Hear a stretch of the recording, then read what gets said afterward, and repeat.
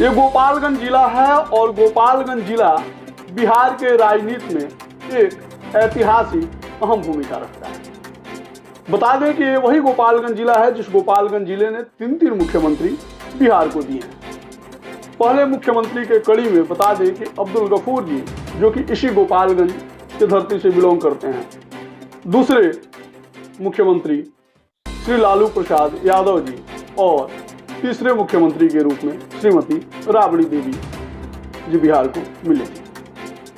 और चौथे मुख्यमंत्री के कड़ी में बता दें कि लगे हुए हैं बिहार के पूर्व उप मुख्यमंत्री राष्ट्रीय जनता दल के नेता यानी कि तेजस्वी प्रसाद यादव जी, और उन्हीं के पार्टी के बड़े ही कद्दावर और शांत और शालीन स्वभाव के व्यवसायी प्रकोष्ठ के प्रदेश उपाध्यक्ष यानी कि मोहित गुप्ता जी हमारे साथ हैं। मोहित गुप्ता जी का स्वागत करेंगे और फिर विभिन्न मुद्दों पे चर्चा करेंगे। सबसे पहले तो बहुत बहुत स्वागत। धन्यवाद। तो शुरुआत शुरू से ही करते हैं, इजाजत हो तो। बिल्कुल बिल्कुल। बचपन कैसा रहा? बचपन काफ़ी अच्छा रहा। यहाँ पे 6वीं 7वीं क्लास तक मेरी पढ़ाई हुई। फिर उसके बाद से माता पिता ने पढ़ने के लिए आगे बाहर भेज दिया। गोरखपुर से मेरी बाकी 10th की पढ़ाई हुई। उसके बाद फिर 10वीं के बाद फिर वापस हम गोपालगंज आ गए। उस समय साइंस कॉलेज में एडमिशन लिया और 11वीं और 12वीं गोपालगंज से मैंने किया। फिर उसके इंजीनियरिंग पढ़ने के लिए मैं भारतीय विद्यापीठ पूना चला गया। ठीक है, वहाँ पे पढ़ाई हुई। फिर उसके बाद से बिजनेस करने के लिए मैं वापस फिर से गोपालगंज आया। गोपालगंज आने का मेरा एक ही मकसद था, यहाँ पे रोजगार दे सके। यहाँ पे मैं कसम खा के आया था कम से कम 20 सालों में कम से कम 200 लोगों को रोजगार दे दूँ और उसके तरफ अग्रसर हूँ और अग्रसर रहूँगा कि कम से कम 2000 लोगों को कम से कम एम्प्लॉयमेंट यहाँ गोपालगंज शहर में मैं दे सकूँ। मोहित गुप्ता जाने के लिए कहीं भी गए लेकिन आए फिर यहीं, क्योंकि गोपालगंज की धरती बार बार मोहित गुप्ता को पुकारती रही। मैं पूना में था और जो वहाँ का मेरा लाइफस्टाइल था वो गोपालगंज के लाइफस्टाइल से बहुत ही डिफरेंट था। ठीक है, वहाँ सुख सुविधा उस समय भी बहुत अच्छा था। यहाँ पे तो मैं जब 2008 में आया तो बिजली की हालात ख़राब थी, लाइट नहीं हुआ करता था, ऐसा कुछ सुविधा नहीं था कि आदमी बहुत कुछ यहाँ कर सके। मेरे लिए दुनिया का सबसे आखिरी जगह गोपालगंज था जहाँ मैं आके कुछ करना चाहता था। लेकिन फिर मैं जब गोपालगंज एक बार वापस आया तो देखा कि यहाँ पे कोई बदलाव नहीं हो रहा है। सरकार बदल गई लेकिन बदलाव नहीं हुआ। सरकार बदली लेकिन हालात नहीं बदले, सब कुछ वही था। हम लोग जीरो पे आके अटक गए।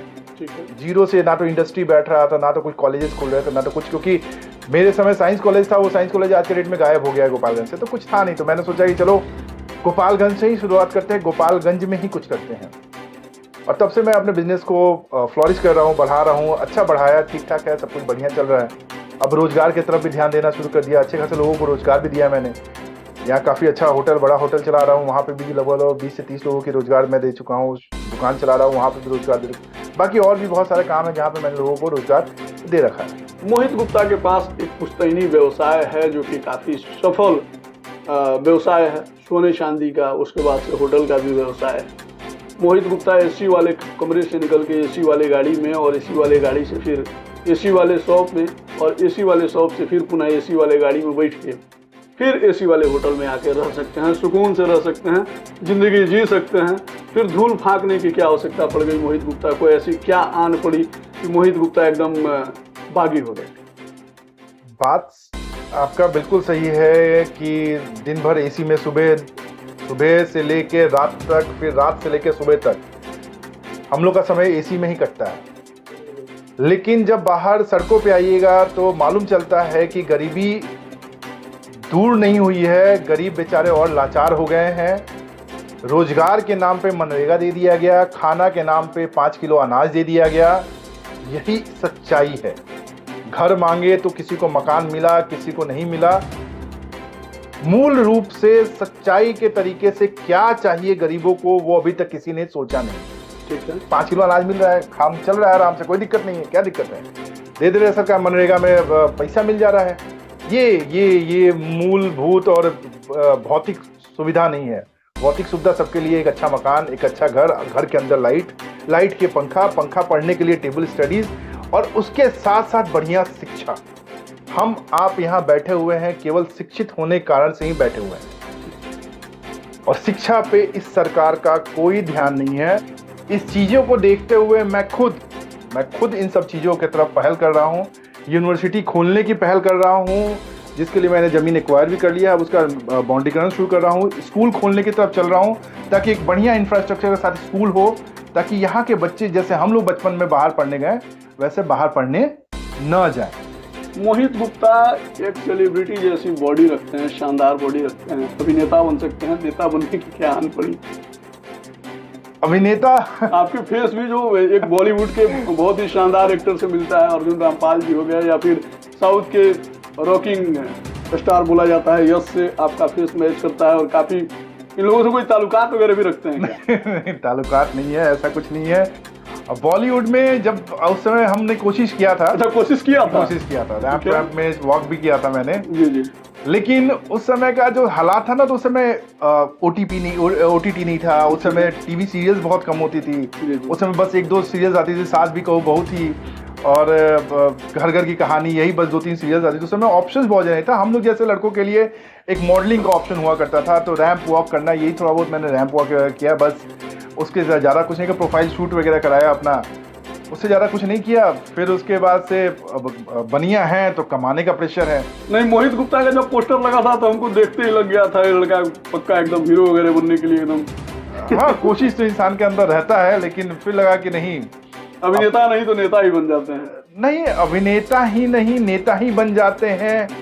नेता बाई चॉइस हम नहीं आए हैं, नेता बाई पैसा तो बढ़िया कमाते हैं महाराज, लेकिन नेताई में पैसा लगता है, अपना खर्चा करते हैं। मान लीजिए किसी मंदिर में वहाँ पे सहयोग देना, किसी मस्जिद में सहयोग देना, या फिर वो सब करते रहते हैं, वो सब तो करते रहते हैं। कई लोगों को मेडिकल इशू है, वहाँ पे सहयोग देना, या फिर कहीं शिक्षा के पैसों के अभाव में शिक्षा बाधित हो रहा है, वहाँ आपका सहयोग करना हमेशा गुप्त रूप से होते रहा है। ठीक है, जिसको आप प्रसारित नहीं करते हैं, ऐसा क्या मतलब करना चाहते हैं? नहीं, दान हमेशा हरिश्चंद्र तो नहीं,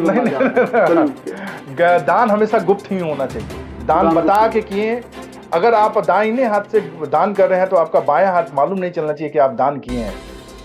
तो दान का सोच हमेशा यही होना चाहिए कि अगर आप किसी को दान कर रहे हैं तो अगले को भी नहीं मालूम चले कि आपने दान किया है। ठीक है, तो ये सबसे बड़ी दान की सच्चाई है। दान सामाजिक कार्य अलग है, दान देना अलग है। दान में कभी भी हम नहीं चाहें कि जिस व्यक्ति को अगर मेडिकल इश्यूज है, अगर उसको हम कुछ दान दे रहे हैं तो उसको मालूम भी चले कि हमने दान दिया है। हम थर्ड पर्सन के द्वारा ही हमेशा दान का कार्य करते हैं, हमेशा शुरू से, और करते आए हैं और करते रहेंगे। यही दान करना, वो हमेशा थर्ड पर्सन ही रहेगा, थर्ड पर्सन ही रहेगा। सामाजिक कार्य में लिए क्या करना चाहते हैं?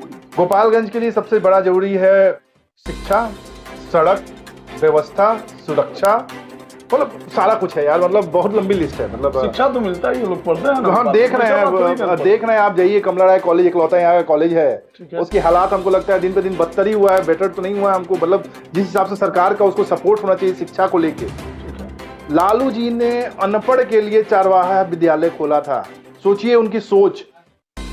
लोग तो कहते हैं कि वो चरवाहा विद्यालय खोलते हैं, ये वो स्टेट सोच उनकी देखिए कितनी अच्छी सोच थी। थोड़ा बता दीजिए लोगों को। सोच उनकी इतनी अच्छी थी कि चरवाहा, जो गाय भैंस बकरी चलाने वाला आदमी है, वो भी विद्यालय जाए, वो भी पढ़ाई करे, उसको भी शिक्षा मिले। लेकिन यहाँ तो जिसको जरूरत है उसको भी नहीं मिल पा रही है। आज के समय में बहुत लोग बोलते हैं कि चरवाहा विद्यालय खोले। अरे भाई, चरवाहा विद्यालय खोले तो अनपढ़ लोगों के लिए खोले, पढ़े लिखे लोगों के लिए थोड़े ना खोले।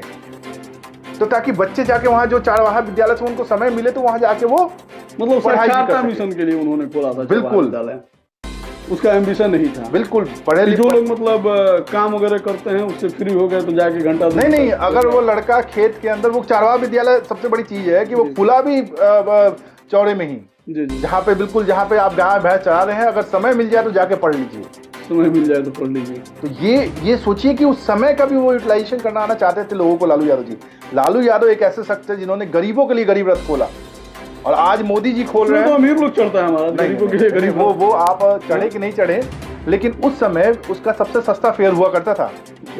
आज के डेट में मोदी जी बुलेट ट्रेन चला रहे हैं, उसकी फेयर जान लीजिए। आज के डेट में वंदे मातरम चल रहा है, उसका फेयर जान लीजिए, वंदे भारत। लेकिन लालू यादव इकलौता शख्स था जिन्होंने गरीबों के लिए हमेशा सोचा। उन्होंने गरीब रथ चलाया, उन्होंने 2-2 फैक्ट्री दी पूरे बिहार में। आज तक 15 साल से 20 साल के शासनकाल में 20 साल के शासनकाल में बीजेपी ने कोई ऐसा कार्य नहीं किया है, इंडस्ट्री बड़ी देने की कोशिश नहीं की है। लेकिन लालू यादव ने इकलौते या व्यक्ति हैं जिन्होंने 2-2 रेलवे कारखाना दिया रेलवे मंत्री होने के रहते वक्त में। तो आंकड़ों की अगर माने, ठीक है, वो बनिया और व्यवसायी वर्ग के जो लोग हैं वो भारतीय जनता पार्टी के एकदम सच्चे कार्यकर्ता, सच्चे सिपाही होते हैं और भारतीय जनता पार्टी बनिया और व्यवसायी लोगों के बारे में सोचती भी है। बड़ा आपको मतलब भारतीय जनता पार्टी में क्यों नहीं जाने का इच्छा हुआ? क्यों राष्ट्रीय जनता दल में आ गए? बड़ा अच्छा शब्द का इस्तेमाल आपने किया है, कार्यकर्ता। ठीक है, बनिया क्या है? केवल और केवल बीजेपी का बंधुआ मजदूर और कार्यकर्ता ही है, रहा है। लेकिन इस परिस्थिति को मैं बदलने जा रहा हूं। 7 से 8 जिलों में जहां पे बनिया बहु इलाका, बंधुआ मजदूर मतलब समझे नहीं? मतलब दरी बिछाने का काम करता है और क्या करता है। आप देख लीजिए गोपालगंज में कौन सा बनिया है कि जो कि मजबूती से बीजेपी 22% आबादी है, आप भूल रहे हैं। बिल्कुल, सबसे ज्यादा आबादी हमारी, हमको टुकड़ों में बांटा गया है, लेकिन हम उस पूरे टुकड़ों को इकट्ठा करने में जोड़ने में लगे हुए। हमारा एक संगठन है, वो हम संगठन के थ्रू हम लोग काम करते हैं कि सारे समुदाय जो बनिया समाज वैसे समाज से आते हैं इस बार भी दरी बिछाने का काम करेंगे या फिर मौका मिलेगा? पिछले 20 साल से तो हम लोग वोट कर रहे हैं। ठीक है, मेरे बारे में तो कभी किसी ने, ना मेरे परिवार के बारे में किसी ने सोचा। ठीक है, आरजेडी ने मेरे बारे में सोचा, आरजेडी ने मुझे कुर्सी दिया। जैसे कि आपने बोला कि राष्ट्रीय जनता दल ने आपको कुर्सी दिया। कुर्सी अगर भारतीय जनता पार्टी देती है, कुर्सी अगर आपको कांग्रेस देती है, कुर्सी अगर आपको AIM देती है, या फिर कुर्सी आपको हम देती है, या फिर कुर्सी LJPR देती है, या फिर कुर्सी आपको JDU देती है, क्या चले जाएंगे? अब कुर्सी तो किसी ने दे दिया है, उस पर बैठ भी गए हैं। ठीक है, तो अब दूसरी कुर्सी के लालच में क्यों पड़े? आरजेडी ने मुझे कुर्सी दिया है, आरजेडी के लिए तत्पर हैं हम और आरजेडी के लिए ही रहेंगे। आरजेडी मतलब आपका क्लियर है? बिल्कुल फर्स्ट एंड लास्ट ऑप्शन है। इसके बाद पॉलिटिकल जो होगा वो तो यहाँ तो फिर सेवा करने के लिए आए हैं, सेवा बस आरजेडी में है, आरजेडी में ही रहेंगे। मुझे तो आज से लगभग 2010 में ही आरजेडी का नेता घोषित कर दिया गया था, जब मैं जेल गया था। अच्छा, जेल भी गया है? हाँ, जेल गया था, कुछ आंदोलन के कारण से जेल गया था, गोपालगंज के मूल सुविधाओं के कारण जेल गया था। उस समय जदयू की सरकार हुआ करती थी, भाजपा की सरकार हुआ करती थी। ठीक है, उस समय हुआ क्या कि पूरे बनिया लोग, जो मेन रोड हम लोग का है, उसके पूरे बनिया लोग उस सड़क पे सुबह सुबह आंदोलन कर रहे थे। 7:30 बजे की बात है। ठीक है, और 2010 की बात है ये। तब क्या हुआ कि 9 बजे तक बनिया का दुकानदारी का समय हो गया। फिर मैं आया, मैंने बोला कि नहीं भाई, अगर मांग करना है तो मांग किया जाए। तो उस समय हम लोगों ने मांग अपनी तेज की और हम लोगों ने वहां पर टिके रहे। फिर उसके बाद पुलिस ने आया, लाठीचार्ज किया, लोगों को भगाया, लोगों को खदेड़ा, निर्दोष लोगों को पुलिस ने पीटा। उस समय मेरे ऊपर उस समय 17 नॉन बेलेबल धारा लगाया गया, जो कि बाद में पूरा हमारे गुप्तेश्वर पांडे जी उस समय DIG हुआ करते थे, वो आए, पूरे प्रकरण को उन्होंने गलत पाया, मेरे ऊपर से सारी धाराएं हटाई गई। मुझमें उसमें 5 दिनों के लिए जेल हुआ था। उस 5 दिनों के अंदर 5 दिन तक गोपालगंज भी बंद हो गया, पूरा शहर, एक चाय की दुकान तक नहीं, पैसा के दम पे बंद करवा दिए थे। नहीं, पैसा नहीं, वो सब लोगों ने स्वेच्छा से बंद किया था। पैसा से बंद किया? अच्छा ये बताइए, पैसा के दम पे आप दुकान बंद करवा सकते हैं? आज भी आपको लगता है? व्यवसायी आदमी पैसा छीट दिया, ताकत के बल पे करवा सकते हैं, पैसा के बल पे आप कुछ नहीं करवा सकते। बनिया के पास पैसा है, उसको आप पैसा देके और कितना खरीद सकते? नहीं खरीद सकते। बनिया ही है कि बिक नहीं सकता है। कैसे बनिया बिक नहीं सकता? कैसे बिकेगा? बिका है, आपको लगता है? मोहित गुप्ता बिकेंगे नहीं? कहाँ से बिकेंगे? मेरे पास, हमको कौन खरीद सकता है? मान लीजिए भारतीय जनता पार्टी कहती है चलिए MLC बना देते हैं, आप देखिए, हमने आपको शुरू में ही बताया कि मेरे लिए एक ही पार्टी मायने रखता है, वो है आरजेडी। आरजेडी में आने का मेरा बहुत बड़ा कारण है। इसके पहले भी मेरा उम्र 40-42 साल है, चाहते तो हम पहले भी बीजेपी ज्वाइन कर सकते थे, ऐसा कुछ कर सकते थे, हम जदयू ज्वाइन कर सकते थे। 17 माह में जो मेरे नेता तेजस्वी यादव ने जो काम किया है, 17 माह में उन्होंने गोपालगंज को 3 चीजें दी। सबसे पहला मॉडल अस्पताल दिया। मॉडल अस्पताल में महाराज जाके देखिए कुत्ता सोता है जी। अब तो मान लीजिए सरकार है नहीं तो हम कुछ कह नहीं सकते हैं, अब जिसकी सरकार है वही सोच सकता है। मॉडल अस्पताल में कुत्ता सोता है, बढ़िया इलाज भी नहीं हो पाता, सांप काटता है, रेफर हो जाता है। वो तो कुछ दिन पहले मेरा अस्पताल पे मेरा एक वीडियो भी आया हुआ था, जब एक व्यावसायिक वर्ग के व्यक्ति को चावल व्यवसायी को छुरी मार दी गई थी। उस दिन वहां पे 4 मौतें और हुई थी, वो भी केवल सुविधा न होने के कारण से। ठीक है, तो पहला तो उन्होंने मॉडल अस्पताल बनाने का कार्य दिया, दूसरा उन्होंने थावे का नवीनीकरण कर दिया, और तीसरा उन्होंने मेडिकल कॉलेज का अप्रूवल दिया, जो कि 2 तो ठंडे बस्ते में है। मॉडल अस्पताल तो बन गया, तो जैसा आप बता रहे हैं कि कुत्ता सो रहा है, बाकी अस्पताल मैं नहीं बता रहा हूँ, चल के देख लीजिए, लोग बताते हैं। हाँ, हम गए थे वहाँ की। आप नहीं देखते हैं? हम, हाँ, बहुत हालात दयनीय है, कुत्ता भी सोता है, सुअर भी सोता है, मन दुखी होता है ये सब देख के। लेकिन न जाने कहाँ यहाँ के राजनेता और सरकार न जाने कहाँ सोई हुई है, ये बातें समझ में नहीं आ रही। मन दुखी होता है, व्यवस्थित बहुत बहुत बहुत व्यवस्थित नहीं है मेरा मन। नॉर्मल मतलब किसी का सर भी अगर फट गया और ज्यादा रेफर कोई सुविधा, कोई अस्पताल रेफर अस्पताल बन चुका है। इसमें मैं कुछ कहना भी नहीं चाहूंगा, लेकिन कुछ उस समय कहा भी था मैंने, तो नहीं, विपक्ष के नेता आप लोग हैं, ठीक है, विपक्ष में आप लोग बैठे हुए हैं, ये विपक्ष का कार्य है। तो इसमें तो दिक्कत क्या है ना, कि अगर आप अपने जो सत्ता में बैठे नेता हैं, ठीक है, उनसे आप क्वेश्चनिंग कर लीजिए, तो फिर वहाँ पे पारिवारिक रिलेशन आ जाता है, वहाँ पे सारा कुछ आ जाता है कि भैया हम लोग का तो बहुत अच्छा, मैं ऑब्वियसली सबसे सारे लोगों से पारिवारिक रिलेशन बहुत अच्छा है। इसके लिए रिलेशन बचाने के लिए इसका ये मतलब नहीं है, इसका ये मतलब नहीं है कि सामाजिक दृष्टि से अपना मुंह फेर ले। रिलेशन बचाने के लिए आप वही मैंने वही चूज किया कि भैया अपना पारिवारिक रिलेशन हम ताक पे रखते हुए हमको सामाजिक देखना बहुत जरूरी है। ठीक है, क्योंकि परिवार से जुड़े हुए 100 लोग होते हैं, लेकिन समाज से जुड़े हुए 2 लाख लोग होते हैं। मान लीजिए पारिवारिक रिलेशन को देखते हुए, ठीक है, अगर कोई बड़ी पार्टी से अगर कोई व्यक्ति लड़ जाता है, बड़ी पार्टी तो हालांकि राष्ट्रीय जनता दल भी है, ठीक है, और आपको बोला जाए कि मोहित बाबू वो काम कीजिए, आप अपनी उम्मीदवारी जो है ना वापस ले लीजिएगा। देखिए, अब तो जब जनता की सेवा के लिए पारिवारिक रिलेशन, जब जनता की सेवा में उतर गए हैं, हाँ, पीछे हटने वालों में से तो है नहीं, और पारिवारिक रिलेशन में पीछे नहीं हटने वाले हैं, क्योंकि अब यहाँ पे हम जनता के लिए और सामाजिक कार्य के लिए आए हैं, यहाँ पे सत्ता सुख भोगने के लिए नहीं आए हैं। सत्ता सुख भोगना होता तो पार्टी अगर आपको टिकट देना चाहती है और आपको देती है, तो कहाँ से लड़ना चाहेंगे मोहित मिश्रा? वैसे ये क्वेश्चन मैं इसलिए पूछ रहा हूँ कि आप प्रदेश के उपाध्यक्ष हैं, व्यवसायी प्रकोष्ठ कहीं से भी लड़ सकते हैं, क्योंकि बिहार में हर जगह आपकी पकड़ होगी।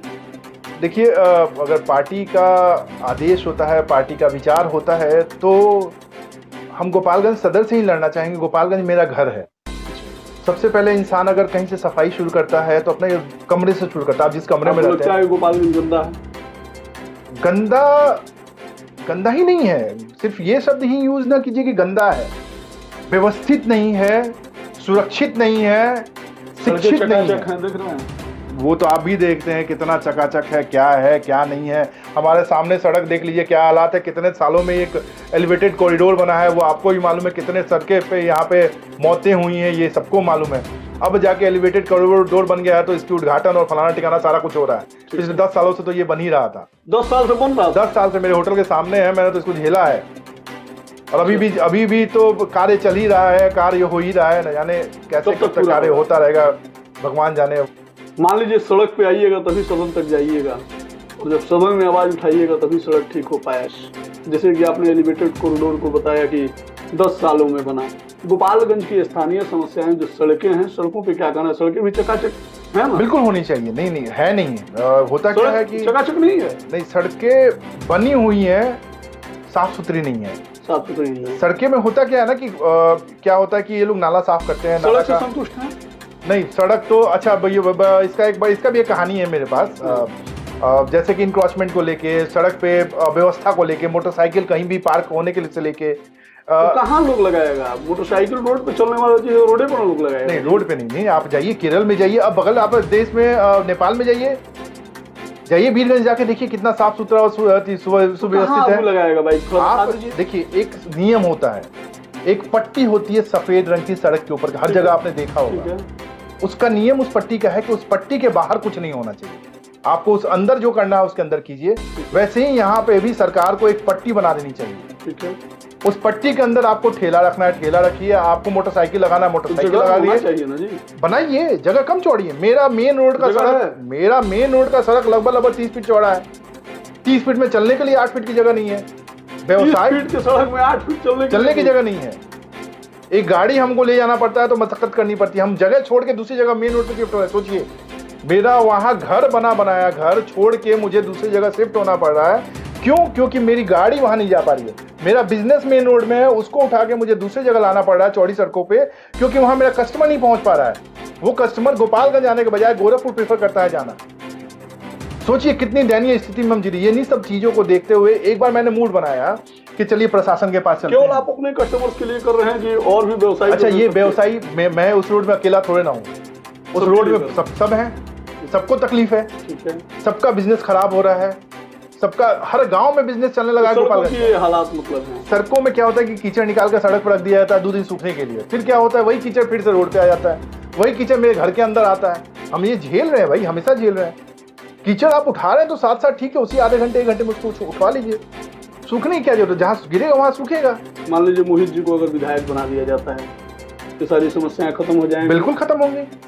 इसके लिए बैठ के कैमरा पे बोल रहे हैं? बिल्कुल, इसको कैमरा में बोल रहे हैं। हम बता दे रहे हैं ये बात को अच्छी तरह से कि सबसे प्रायोरिटी मेरे लिए सफाई, सुरक्षा और शिक्षा, ठीक है, ये तीनों चीज मेरे लिए बहुत प्रायोर है। और ये तीनों चीज रहेगा तभी मेरा शहर दिखेगा। व्यवस्थित सारा कुछ है, सारा कुछ हमें सुविधाएं आप चाहिए तो मिल सकती हैं, आप डिमांड तो मैं आपको सब कुछ दिया है, क्यों ये सब कर रहे हैं?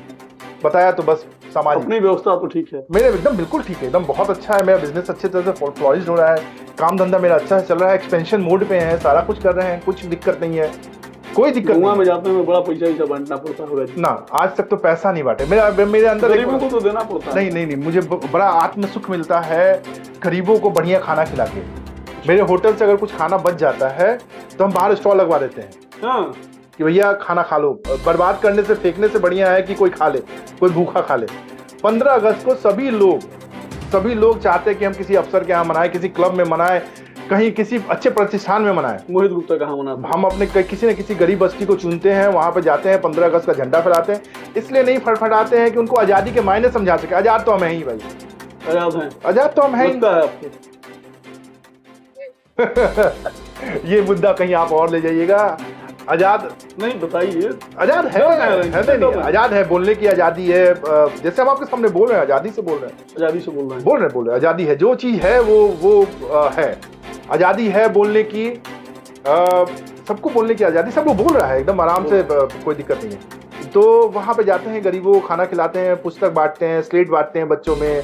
तो ये बड़ा हमको अपने आप को एक ये करता है, बड़ा अच्छा ये होता है मुझे। तो यही चीज है बस, सारी चीजें। तो मान लीजिए कि अगर आप गोपालगंज सदर सीट से आते हैं, यहाँ पे काफी मजबूत उम्मीदवार चुनाव लड़ने के लिए रेस में रहते हैं, मोहित गुप्ता कैसे सरवाइव कर पाएंगे? किस प्रकार का चुनाव लड़ेंगे मोहित गुप्ता? मोहित गुप्ता जमीनी चुनाव लड़ने के मूड पे हैं। और गोपालगंज का चुनाव काफी कॉस्टली। गोपालगंज का चुनाव कॉस्टली नहीं होता है। गोपालगंज का चुनाव केवल शहर पे बेस्ड रहता है। गोपालगंज का जब आप उठाइएगा तो गोपालगंज में शहर जिसको वोट किया वो जीत गया, ठीक है, क्योंकि गांव का वोट पहले से रहता है कि भैया इतना वोट है, ये समीकरण है, वो समीकरण है। शहर का वोट, जैसे हमारे राजू चाया जो जीते थे, राजू चाया जीते थे, वो शहर के वोट से ही उस समय जीते थे। और आज भी जो भाजपा के जो सिटिंग एमएलए हैं वो भी जीतते हैं तो केवल शहर के वोट पे ही जीतते हैं। विकास करते नहीं है, कहीं जिता देते हैं लोग। देखिए, हर बार आके कहते हैं, हमारे वहां से बड़े नेता आ जाते हैं बनिया के, और वैसे के बोलते हैं कि भैया इस बार जिता दीजिए, अगली बार हम देखते हैं, इस बार जिता दीजिए, अगली बार देखते हैं। इस बार भी कौन बड़का नेता आ गया था? इस बार सामने वैश्य खड़ा है ना, सामने वैश्य खड़ा है। अच्छा, लोग मोहित गुप्ता को क्यों वोट करें? क्या विजन है मोहित गुप्ता के पास? काहे लोग अपना वोट दे देंगे? ऑब्वियसली सही बात है। पहली बात तो हम आरजेडी से आते हैं, जो गरीबों का पार्टी रहा है शुरू से, ठीक है, गरीबों के मदद के लिए हमेशा तत्पर रहा है। सबसे बड़ी तो कारण ये है, मोहित गुप्ता यहाँ पे अपना सुख छोड़ के दूसरे के सुख दुख में भागीदार बनने के लिए सामने आया है, ताकि गोपालगंज में जो भी कमियां हैं, जो सुरक्षा, सफाई और स्वास्थ्य और सारे ऐसे हैं, ये बात देखिएगा, है सारे, सुरक्षा, सफाई, स्वास्थ्य और शिक्षा, ये चारों चीजों के लिए मोहित गुप्ता आएगा गोपालगंज में, और आएंगे और करेंगे। कुछ अपील करेंगे जनता से? जनता से यही अपील है मेरा कि इस बार कृपया अपना सोच बदलें। बदलाव बहुत जरूरी है। अगर एक खेत में बार बार एक ही अनाज को उपजाया जाए तो वो भी फसल कारगर नहीं होता है। बदलाव बहुत जरूरी है। बदलाव के बिना कोई चीज अच्छे ढंग से अच्छे समय से नहीं बढ़ सकता है। 20 साल पुरानी बातें और उससे 20 साल पुरानी बातें और उससे 20 साल पुरानी बातें करने से कोई फायदा नहीं है। ये सोचिए कि आगे 5 साल आपके लिए कौन क्या कर सकता है। ये जो ऑफ कैमरा हम लोग वो चीज चर्चा कर रहे थे, आप बोले कि मोदी जब बिहार आते हैं, ठीक है, तो 20 साल पहले लेकर जाते हैं, और वो एलन मस्क हैं, ठीक है, वो 20 साल बाद की सोचते हैं। मोदी जी आते हैं, नीतीश जी आते हैं तो 2005 में लेकर जाते हैं, और एलन मस्क जो हैं वो 20 साल बाद लेकर जाते हैं, यानी 2045 में लेकर जाते हैं। वही आपसे बात हो रही थी जी, जब हम लोग कैमरा पर नहीं, इसका क्या मतलब है? सोचिए कि एलन मस्क 20 साल बाद मार्स पे दूसरा शहर बसाने की सोच रहा है, ठीक है, लेकिन यहाँ हमारे जो नेता हैं जो शासन कर रहे हैं वो 20 साल का अपनी गिनती ना गिनाते हैं। 20 साल क्या किए हैं, 20 साल पीछे हमें लेके चले जाते हैं। अरे 20 साल पहले देखो ये था, वो था, फलाना था, ठिकाना था। अरे भाई 20 साल पहले तो वो वोटर्स भी पैदा नहीं होंगे जो इस बार वोट का अधिकार रखते हैं। तो उन्हें आप पहले अपने 20 साल का तो हिसाब दीजिए, बाद में 20 साल पहले क्या हुआ था और 20 साल आगे का विजन तो दीजिए मुझे। मैं जैसे आपको 5 साल आगे का विजन दे रहा हूं, मैं अपने शहर में क्या करूंगा, ठीक है, लेकिन आपके पास तो कोई विजन ही नहीं है। आपके नेता के पास कोई विजन ही नहीं है कि क्या करेंगे 5 साल और 20 साल आगे। केवल 20 साल पहले ये था, वो था। मैंने 20 साल पहले गिना दिया क्या क्या था। लालू जी ने क्या किया है बिहार के लिए, आपने बिहार में क्या किया है 20 साल में, मुझे बता दीजिए। एक तो ट्रेन चलता नहीं है यहाँ पे ढंग से, गोपालगंज से शहर से। हाल फिलहाल में थावे में अमृत स्टेशन का उद्घाटन हुआ। हाँ, बड़ा अच्छा उद्घाटन हुआ है। पेंटिंग डेंटिंग करके वो जो नहीं होता है कि पेंटिंग डेंटिंग करके फिर से नया जामा पहना के और फिर से पैसा हो गया, बस काम खत्म हो गया, वो तो हो गया। नया का मतलब विकास नहीं हुआ है स्टेशन वहाँ पे। अरे भैया जो विकास थावे तो था ही, कम से कम गोपालगंज का विकास कर दिए होते भाई, वो तो पहले से था। गोपालगंज का विकास चाहते हैं, गोपालगंज का विकास करिए। थावे तो पहले से स्टेशन था, वहां से ट्रेन चल रही है। उसको रंगा पुताई करने से क्या मिल गया? आप स्टेशन तो गोपालगंज भी है, बिल्कुल है, लेकिन कहाँ कोई आप केवल रंगाई पुताई कर देना विकास नहीं होता है यार। अब सड़क है उसको पैचिंग कर दिए तो विकास नहीं। ट्रेनों की संख्या बढ़नी चाहिए, बिल्कुल बढ़नी चाहिए। हमें यहाँ से दिल्ली के लिए ट्रेन चाहिए, हमें यहाँ से पटना के लिए बढ़िया ट्रेन चाहिए, हमें यहाँ से मुंबई जाने के लिए बढ़िया ट्रेन चाहिए। क्या हमारा अधिकार नहीं है? इतने सालों से 20 सालों से यहाँ पे राज कर रहे हैं हमारे विधायक और बाकी लोग जदयू के, तो क्यों नहीं हमको ट्रेन मिलता है यहाँ से? क्यों, क्या दिक्कत है? यहाँ बढ़िया तो बस स्टैंड नहीं है। तो भाई तो और क्या बताइए हम, बसों स्टैंड नहीं बननी चाहिए। कहाँ बाबा, जाकर देख लो कीचड़ में सोनल बा। कम से कम चल जाए। गुजरात में विकास होगा से मतलब नहीं, हमारा के बिहार में विकास चाहिए। आए थे 11 साल का कौन सा विकास बेमिसाल। भैया कहाँ बा विशाल बेमिसाल बिहार में? सड़क और बिजली, कई गो इसका रोजगार का मतलब उन्होंने शिलान्यास किया, उद्घाटन किया। तो वो उद्घाटन और शिलान्यास का होकर रहला न जाने 5,600 करोड़ कहाँ मिली, केकरा के मिली, कब मिली, ओकर कोनो ठिकाना नहीं खे। लेकिन जो ठिकाना जो, अरे भाई सब छोटा छोटा चीज बा, स्कूल खोल दा, कॉलेज खोल दा, ये सब बड़ा बेसिक, बस स्टैंड खोल दा, ये सब 500,000 करोड़ और 5,000 करोड़ की चीज नहीं खे। ये सब मुश्किल से 5,000 10,000 करोड़ की चीज भाई। ये तो कर दो, कम से कम लोग के विकास दिखाई दी। कहाँ दिखाई देता विकास? शहर में जाम बा, विकास बा, कहाँ विकास बा? यहाँ के जनता जाके गोरखपुर जाके खरीदारी करता, मोतिहारी खरीदारी करता, पटना चल जाता, तो गोपालगंज में क्यों आता नहीं, तो खरीदारी के करी? जाम के कारण से क्यों घुसे के नहीं के चाहत। मोहित गुप्ता भोजपुरी भी बड़ा शानदार बोलते हैं, जमीनी नेता है ना। हाँ, जब गोपालगंज वापस आए थे बाहर से जी, तो बड़ा हमें दिक्कत होता था इस भाषा को बोलने में, लेकिन अब यहाँ के हैं तो यहाँ के हैं, बिहारी हैं, गर्व से बिहारी हैं, बिहारी हो गए, अब परफेक्ट बिहारी हैं। और हम जहाँ भी थे वहाँ गर्व से बोलते थे कि हम बिहारी हैं। किसी चीज में कभी कम नहीं रहे, ना सुविधा में, ना व्यवस्था में, ना किसी भी एंगल से, किसी भी चीज से। हमको लोग बोलते थे कि अरे नहीं बोल दिया करो भाई यूपी के हो। हम बोले क्यों बोल दें? किस चीज में हम दिल्ली वाले से कम है? ना खड़े कहीं भी हो जाए तो वहां पे भी दिल्ली वाले मेरे सामने पानी ही भरेंगे। स्मार्टनेस में आज भी लोग बोलते हैं महाराष्ट्र से चले जाइए, यहाँ से चले जाइए, दिल्ली में बाहर से बिहारी आ गए हैं। क्यों? हमसे खड़ा होकर बात करो ना, बिहारी आ गए हैं, मेरा हक है, देश है मेरा। क्यों महाराष्ट्र छोड़ के जाएं? क्यों हम बिहार ये छोड़ के जाएं? यानी कि मोहित जी कहते हैं कि गर्व से हम बिहारी हैं। बिल्कुल बिहारी हैं। और बिहारी बोलने में हमें कोई दिक्कत नहीं होता है। हमें सतुआ पीने में कोनो दिक्कत नहीं के, हमरा के लिट्टी चोखा खाए में कोनो दिक्कत नहीं के। और आज भी जानी तो लिट्टी चोखा खानी और 5 स्टार होटल में बैठ के भी हाथ से खानी। वाह।